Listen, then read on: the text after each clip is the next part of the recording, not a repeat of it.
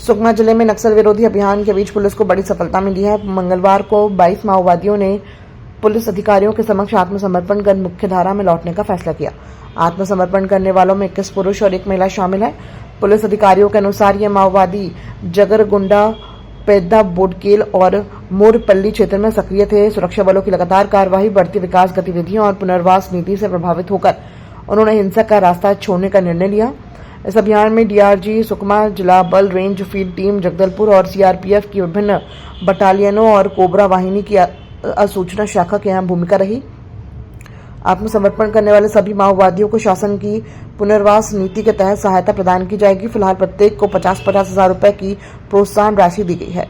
आज दिनांक 17 फरवरी 2026 को जिला सुकमा पुलिस के समक्ष 22 नक्सलियों ने आत्मसमर्पण किया है, जिसमें 21 पुरुष एवं 1 महिला नक्सली सम्मिलित हैं। ये मुख्य रूप से पेद्दा बोडकल आरपीसी, वेडमा आरपीसी, मोरपल्ली, गुंडा इन क्षेत्रों में सक्रिय थे। जिला सुकमा पुलिस और अर्धसैनिक बल सीआरपीएफ के द्वारा लगातार संचालित किए जा रहे नक्सल विरोधी अभियान और सुदूर अंदरूनी क्षेत्रों में सुरक्षा कैंपों की जो स्थापित किए जा रहे हैं, और साथ में हमारी जो पूना मार्गम आत्मसमर्पण पुनर्वास की नीति है, उससे प्रभावित होकर इन क्षेत्रों से ये समर्पण हुए हैं। इन समर्पण में यदि मैं विशिष्ट रूप से उल्लेख करना चाहूँ तो डीआरजी सुकमा, जिला बल Sukma, range field team Jagdalpur के साथ सीआरपीएफ की 2nd 111, 223, 227 और कोबरा की 201 बटालियन की विशिष्ट भूमिका रही है। राजधानी रायपुर के मेहतारी चौक स्थित मल्टी लेवल पार्किंग में खड़ी कार से 36.50 लाख रुपए गबन करने के मामले में पुलिस ने 2 आरोपियों को गिरफ्तार किया है। मुख्य आरोपी पीड़ित का करीबी मित्र निकला, जिसने कर्ज के दबाव में अपने साथी के साथ वारदात को अंजाम दिया। सिविल लाइन थाना क्षेत्र के प्रार्थी ज्ञान प्रकाश पांडे ने जमीन खरीदने के लिए रखी नकदी कार से गायब होने की शिकायत दर्ज कराई थी। जांच में एंटी क्राइम व साइबर यूनिट और सिविल लाइन पुलिस ने सीसीटीवी फुटेज और तकनीकी साक्ष्यों के आधार पर नितिन कुमार सोनी से पूछताछ की। सख्ती से पूछताछ में उसने अपने साथी तनवीर आलम के साथ मिलकर रकम हड़पने की बात कबूल की। पुलिस ने दोनों आरोपियों को गिरफ्तार कर पूरी 36,50,000 रुपए की रकम बरामद कर ली है। मामले में आगे की कानूनी कार्रवाई जारी है। थाना सिविल लाइन क्षेत्र के अंतर्गत मल्टी लेवल पार्किंग में एक गबन का मामला आया था, जिसमें प्रार्थी ने रिपोर्ट दर्ज की कि उसकी गाड़ी में रखा हुआ 36,50,000 रुपए कोई निकाल के ले गया है। कहानी की शुरुआत ऐसे होती है कि प्रार्थी और उसका मित्र, जो इसमें आरोपी है, एक जमीन की रजिस्ट्री के लिए रजिस्ट्री ऑफिस जाते हैं और प्रार्थी अपने पैसों से रखा हुआ बैग कार में छोड़कर चला जाता है और कार की चाबी अपने मित्र नितिन सोनी को देता है। इसी बीच नितिन सोनी प्रार्थी को फोन करके बताता है कि उससे पैसा जो है कोई छीन कर ले गया है। उसके बाद प्रार्थी जब थाने में रिपोर्ट दर्ज कराया तो नितिन सोनी से पूछताछ की गई। उसने एक तरह तरह की कहानियां बताई कि कोई आया और पैसे को छीन कर ले गया। इसमें साइबर क्राइम की टीम और थाना की टीम ने मिलकर कार्यवाही करते हुए जब आरोपी नितिन सोनी से अच्छे तरीके से पूछताछ की तो फाइनली उसने स्वीकार किया कि किसी और व्यक्ति, उसके साथी जो उसमें सह आरोपी है तनवीर आलम, उसके साथ मिलके उसने अपने मित्र के ही पैसों का गबन किया है। सीसीटीवी फुटेजेस को खंगालने से जो नितिन सोनी के द्वारा जो कहानी बताई जा रही थी उसमें और एक्चुअल जो इंसिडेंट थे उसमें भिन्नता पाई गई। तत्पश्चात इस मामले का खुलासा हुआ। बेसिकली पूरे पैसे को यूज करते हुए जमीन खरीदने की योजना जो प्रार्थी ने बनाई थी, उसमें उसके मित्र ने उसके साथ धोखाधड़ी करते हुए ये पैसों का गबन करने का प्लान किया था। नहीं, ये बेसिकली इसके अनुसार ये कर्जे में डूबा हुआ है, आर्थिक स्थिति ठीक नहीं है। तो चूंकि इसने कुछ दिन पहले ही जब पैसा देखा कि उसके मित्र के पास पैसा है तो तभी इसकी नीयत खराब हुई और उसने वो योजना बनाई और उस दिन वो उसके घर पहुंचा और साथ में रजिस्ट्री कार्यालय उसके गया। कोई आपराधिक रिकॉर्ड तो नहीं है इसका, लेकिन शायद आर्थिक तंगी से परेशान होकर ही उसने ये कदम उठाया और एक कारण लालच हो सकता है कि अचानक से पैसे देख के उसके मन में लालच आया। दूसरा चीज जो जहाँ पे ये घटना को अंजाम दिया गया, मल्टी लेवल पार्किंग जो है महतारी चौक पर, तो वहाँ पे एंट्री और जो एंट्रेंस और एग्जिट का स्थान है वहां पर तो कैमरे हैं, बट अंदर में जो पार्किंग का लोकेशन है वहां पे कैमरे नहीं लगे हुए हैं। क्योंकि अगर अंदर में कैमरे होते तो एक डर भी होता तो शायद ये घटने को अंजाम नहीं दिया जा सकता था। दक्षिण पूर्व मध्य रेलवे रायपुर मंडल से जुड़े संसदीय क्षेत्रों के सांसदों की बैठक आज रायपुर में महाप्रबंधक तरुण प्रकाश के साथ हुई। बैठक के बाद सांसद ब्रजमोहन अग्रवाल ने बताया कि रेलवे परियोजनाओं और नई ट्रेनों को लेकर कई प्रस्ताव रखे गए हैं। बैठक में बिलासपुर, अंबिकापुर, जगदलपुर और रावघाट रेल लाइन सहित अन्य रेल परियोजनाओं पर चर्चा हुई। रायपुर बिलासपुर से पुरी तक वंदे भारत ट्रेन, दिल्ली तक वंदे भारत स्लीपर ट्रेन और सप्ताह में 3 दिन चलने वाली राजधानी ट्रेन को 7 दिन चलाने का प्रस्ताव रखने की बात कही गई। इसके अलावा दुर्ग सहित अमृत स्टेशन परियोजनाओं, अंडर ब्रिज निर्माण, नए स्टॉपेज और अन्य लंबित कार्यों पर भी चर्चा हुई। बैठक में सांसद महेश कश्यप, भोजराज नाग, रूप कुमारी चौधरी समेत अन्य जनप्रतिनिधि मौजूद रहे।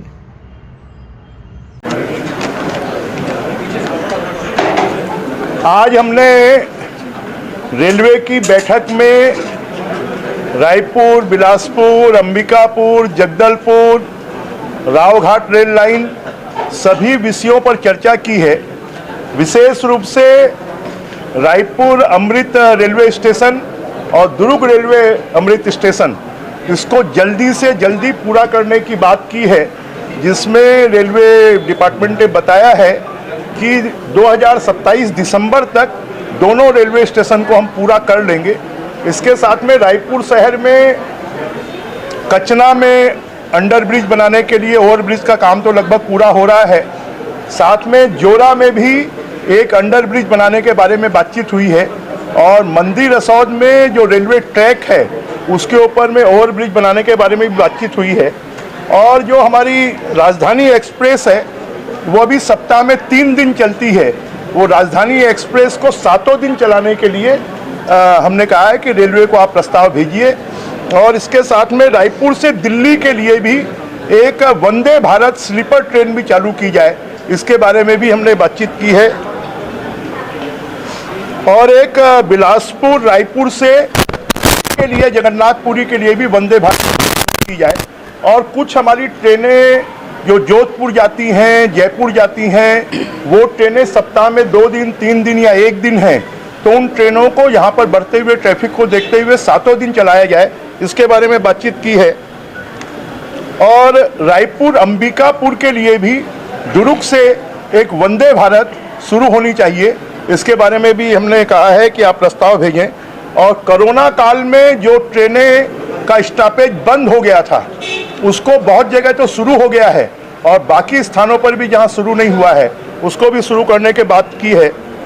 और एक्सप्रेस ट्रेनों का जो ठहराव है वो भाटापारा में भी और अन्य छोटे स्टेशनों में भी शुरू किया जाए, इसके बारे में बातचीत की है। और हमारे मंडी गेट के पास भी एक अंडरपास बनाया जाए और साथ में हमारा जोरा और पिरदा यहाँ पर भी अंडरपास बने, तो रायपुर का जो ट्रैफिक है उसको अभी पूरे ट्रैफिक को फाफाडी रोड से होकर गुजरना पड़ता है, तो मोआ से सीधा वो रोड चली जाएगी, तो रायपुर शहर में जो कंजेशन है वो ठीक होगा। साथ में हमारे सांसदों ने, हमारे बस्तर के सांसद जी ने जो रावघाट जगदलपुर रेल लाइन है उसको पूरा जल्द से जल्द उसका काम पूरा करें, इसके बारे में बात की है। हमारे कांकेर के सांसद जी ने इस बारे में बात की है कि कांकेर जिले में अभी जो भानु प्रतापपुर तक ट्रेन चल रही है उसको जो है वहाँ पर और सर्विस ट्रेन चलाई जाए। साथ में चिपरी से रायपुर को जोड़ने, दुर्ग को जोड़ने के लिए और हमारे बचेली से रायपुर को दुर्ग को जोड़ने के लिए भी ट्रेन प्रारंभ की जाए। हमारी महासमुंद की विधायिका जी ने, सांसद जी ने भी इस बात का आग्रह किया है कि जो ट्रेन रूट है अभी वो जाता है महासमुंद बागबारा होके, तो एक ट्रेन रूट जो है वो बसना, सरायपाली, पिथौरा होते हुए बरगढ़ को जोड़ा जाए, इसके बारे में भी उन्होंने चर्चा की है। इसके साथ में हमने इस बात का कि Mandir Rasaud railway station, Kurud railway station और रायपुर से धमतरी तक की जो रेल लाइन है उसको भी जल्द से जल्द पूरा किया जाए। तो हमें इस बात का विश्वास है कि रायपुर से धमतरी तक का जो रेलवे लाइन है वो दिसंबर तक पूरा होकर वहाँ तक ट्रेन चल जाएगी। और उसके साथ में फिर उसको चारामा केस कांकेर कोंडागांव होते हुए जगदलपुर तक जोड़ा जाए, इस बात का भी आग्रह किया है। और हमने इस बात को कहा है कि हमने जितने भी प्रस्ताव दिए हैं सभी प्रस्ताव बनाकर आप रेलवे बोर्ड को, शासन को भेजें और हम बातचीत कर उसको जल्द से जल्द पूरा करवाने की कोशिश करेंगे। अवैध हथियार के खिलाफ अभियान के तहत राजधानी रायपुर के गुड़ियारी थाना पुलिस ने सीएसईबी मैदान के पास एक व्यक्ति को गैर लाइसेंसी पिस्टल के साथ गिरफ्तार किया है। पुलिस उपायुक्त मयंक गुर्जर ने बताया कि मुखबिर की सूचना पर घेराबंदी कर आरोपी सिद्धार्थ शर्मा को पकड़ा गया। उसके कब्जे से एक पिस्टल और एक खाली मैगजीन जब्त की गई है। आरोपी के खिलाफ आर्म्स एक्ट की धारा 25 के तहत मामला दर्ज कर उसे न्यायालय में भेजा जा रहा है। कल गुड़ियारी पुलिस स्टेशन में शाम के समय पे सूचना आई कि सीएसईबी मैदान में कोई अवैध हथियार लेके घूम रहा है। उसकी जांच की जो इन्फॉर्मेशन थी उसकी तस्दीक करने के लिए पुलिस स्टेशन के द्वारा टीम को भेजा गया। जब टीम वहाँ पे गई और प्रॉपर चेकिंग करी तो वहाँ पे सिद्धार्थ नामक व्यक्ति के पास से, जो कि तिरंगा चौक निवासी है, उसके पास से एक पिस्टल और एक मैगजीन को जब्त किया गया एवं आर्म्स एक्ट के अंदर विधिवत कार्रवाई की गई।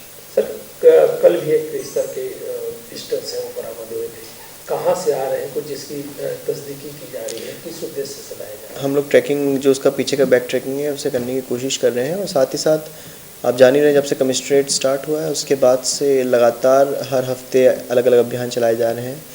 और अभी बहुत स्ट्रांगली जो अवैध हथियार हैं या फिर इस टाइप के आर्म्स हैं और फिर चाकू है, ये सब चीज़ें हैं, उनका कितने ज़्यादा मात्रा में जो अवैध लोग रखे हुए हैं उनको पकड़ के कार्रवाई करने का जो अभियान वो जारी है और अभी जारी रहेगा भी। तो इसीलिए सब कार्रवाइयाँ अभी आपको काफ़ी पीक। कांग्रेस के लगातार प्रदर्शनों पर भाजपा विधायक अजय चंद्राकर ने निशाना साधते हुए कहा कि पार्टी नीतिगत रूप से जनता के मुद्दों से कट चुकी है। उनका आरोप है कि कांग्रेस छोटे छोटे मुद्दों पर केवल चर्चा में बने रहने की कोशिश कर रही है। उन्होंने ये भी कहा कि कांग्रेस अब एक परिवार केंद्रित संस्था बन गई है और उसका मुख्य उद्देश्य केवल खुद को चर्चा में बनाए रखना है। ऐसा है, कांग्रेस, छत्तीसगढ़ कांग्रेस में कार्यकारिणी बनाने के लिए आरक्षण की व्यवस्था कर देनी चाहिए घोषित तौर पे। 33% टीएस बाबा, 33% भूपेश बघेल, 33% टीएस बैज, दीपक बैज और 1% में चरणदास मोहन जी करके 100% हो जाएगा। ये तुरंत माने कार्यकारिणी इस फार्मूले में कांग्रेस की गठित हो जाएगी। कांग्रेस की कार्यकारिणी गठन को लेकर विधायक अजय चंद्राकर ने तंज कसते हुए कहा कि पार्टी को इसके लिए आरक्षण व्यवस्था कर देनी चाहिए। उन्होंने कटाक्ष करते हुए कहा कि 33% टीएस सिंहदेव, 33% भूपेश बघेल, 33% दीपक बैज और 1% चरणदास महंत को दे दिया जाए तो 100% कार्यकारिणी तुरंत बन जाएगी। देखिए, नीतिगत रूप से और जनता के मुद्दों से कांग्रेस कट चुकी है। जो वो कर रही है छोटे छोटे मुद्दों पर, वो जीने की कोशिश कर रही, प्रासंगिक बने रहने की कोशिश कर रही। तो इससे ज्यादा उनका कोई उद्देश्य नहीं है। कांग्रेस नाम की कोई चीज है, कोई वस्तु है, कोई पदार्थ है, किसी परिवार की कोई संस्था है, उसको चर्चा में रखना है।